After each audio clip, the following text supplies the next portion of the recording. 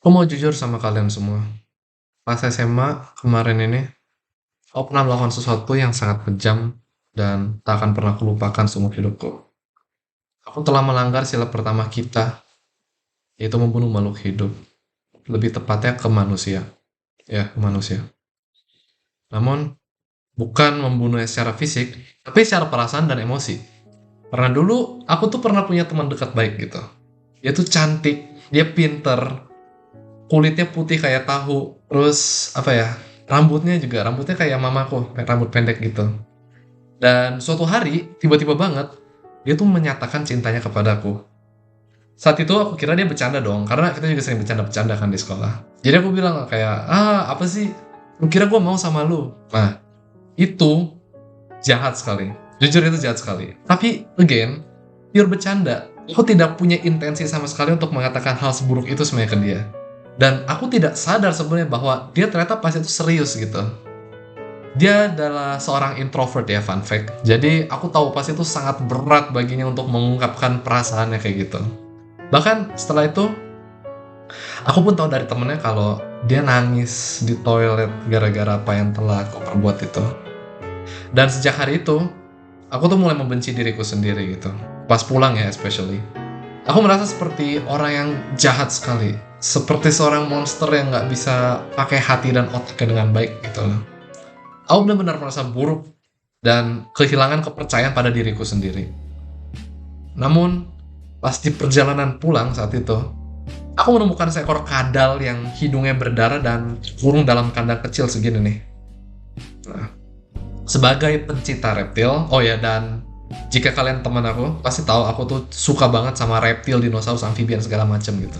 Jadi, aku merasa iba dan langsung pengen nolongin kan si kadal ini gitu.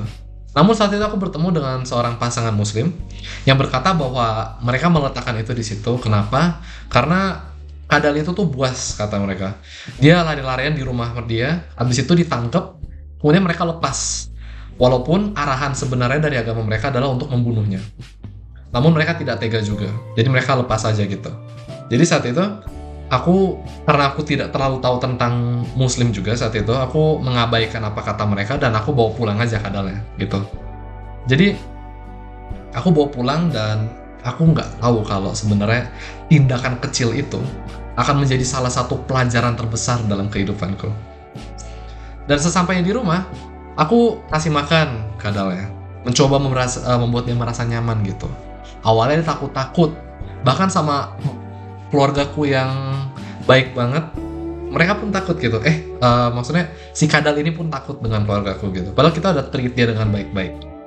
Nah, tapi lama-kelamaan di hari itu juga kadalnya juga glow up ya. Dia jadi baik gitu. Dan dia jadi sayang kepadaku. Aku yang pertama dia sayang. Kemudian aku memutuskan untuk menyimpannya dia sebagai peliharaanku dan aku raise dia dari saat itu. Seperti yang bisa foto di sini gitu. Namanya adalah Grino dan dia adalah seekor iguana ternyata. Yang lumayan mahal sebenarnya gitu. Jadi saat aku mulai melihat dia sembuh dan melihat dia hold on ke diriku yang lumayan lama, hatiku hangat sekali pas itu. Dan aku juga ingat senyum lebar, nggak bisa stop senyum gitu. Dan disitulah aku sadar bahwa aku hanyalah seorang anak kecil yang sedang belajar tentang baik buruk dalam hidup ini. Melakukan hal-hal buruk seperti yang pertama tadi, atau melakukan hal baik seperti yang kedua ini gitu. Dan hal inilah yang menyadarkanku untuk melakukan aksi di keesokan hari berikutnya. Di keesokan harinya, aku bertemu lagi dengan teman dekatku yang sebelumnya terluka banget dengan kata-kataku ini. Kami berbicara mata ke mata, hati ke hati, dan at the end aku minta maaf dengan tulus. Dan akhirnya, jujur saja aku pun sebenarnya suka dikit sama dia gitu. Jadi kami memutuskan untuk menjalin hubungan tanpa status gitu. Namun, tidak usah. Dengan cara ini, intinya aku merasa telah menghidupkan kembali perasaan yang sempat terluka dari dirinya kan. Dan itu sejalan dengan sila pertama Buddhis, yaitu menghindari pembunuhan dan memberikan kehidupan lain kepada makhluk gitu. Nah, apa korelasi cerita yang panjang ini dengan sila pertama Pancasila Buddhis kita, yaitu aku bertekad melatih diri untuk menghindari pembunuhan makhluk hidup? Kisahku di atas ini menunjukkan bahwa pembunuhan itu tidak hanya berlaku secara fisik, tapi juga secara emosional dan spiritual. Dengan melukai hati seseorang, kita sebenarnya membunuh semangat, perasaan, dan tekad hidup mereka gitu. Dan aku melanggar sila pertama ini juga sebenarnya merupakan hal yang salah sekali ya. Namun, saat aku berusaha memperbaiki hubungan kami dan memberikan kehidupan baru pada Grino, aku belajar makna mendalam dari sila ini gitu.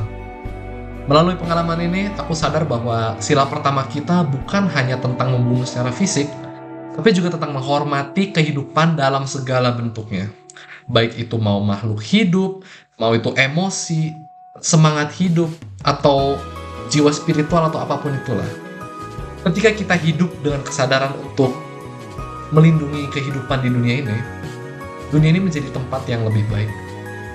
Dan tidak hanya untuk makhluk lain, tapi hal itu juga untuk kebaikan diri kita sendiri. Sekian cerita dariku, mungkin itu saja yang bisa aku sampaikan pada hari ini, dan semoga kisah ini inspiratif bagi kalian. Dan ya, selamat malam, Namo Buddhaya. Terima kasih.